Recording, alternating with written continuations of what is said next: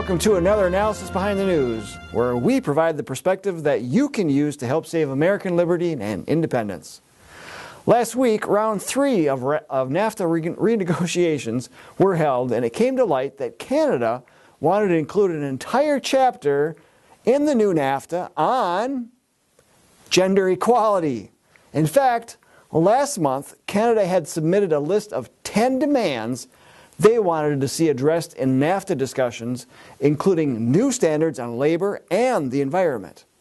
According to the Canadian press, they also want to address pay equity, child care, and women in the trades. Not surprisingly, Canada has already set precedents for this. Earlier this year, Canada and Chile added a chapter on gender equality to its 20-year-old Canada-Chile Free Trade Agreement. It states in the second appendix, second paragraph, the parties recall Goal 5 of the Sustainable Development Goals in the United Nations 2030 Agenda for Sustainable Development, which is to achieve gender equality and empower all women and girls.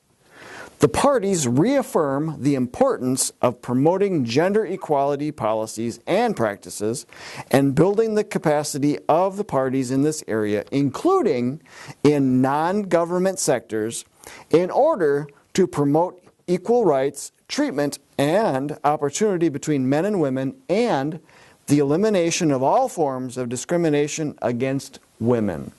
Well, folks, there it is in black and white. Countries codify the non-binding Agenda 21/2030 guidelines to make them binding with very little, if any, discussion from lawmakers. Remember, with Congress granting the President fast-track authority, Congress only gets an up or down vote, and once the agreement is passed, Congress will then need to follow up with additional legislation to ensure compliance with the new NAFTA.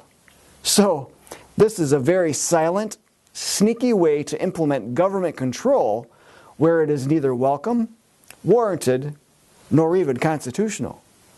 And let's not forget the liberal mantra regarding the UN's Agenda 21/2030.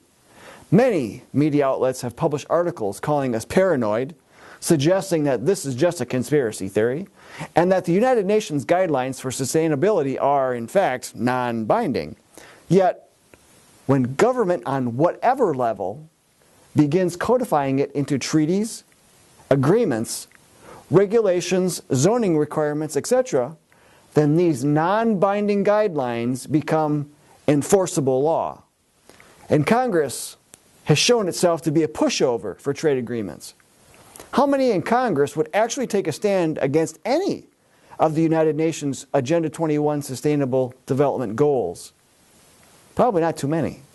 And most probably wouldn't even question why these non-trade issues are being discussed for inclusion into a trade agreement.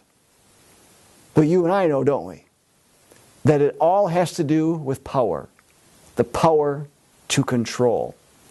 Now, our Get Us Out of NAFTA booklet goes into depth regarding the abuses that NAFTA and trade agreements have, in general, have on the American independence and liberty. And this week only, the Kindle version of this booklet is free to download. And so we need you to share this with others and ask them to contact President Trump and Congress to tell them to put America first and to get out of NAFTA.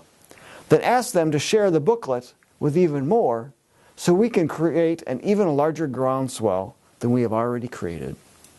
Links are in the description of this video, so please download the booklet before the end of the week when the free offer ends. Then review and rate the booklet, which helps to increase our search rankings so even more people see it. And thanks so much for all that you do. If you're not yet a JBS member, join today at jbs.org. Until next time, we'll see you then.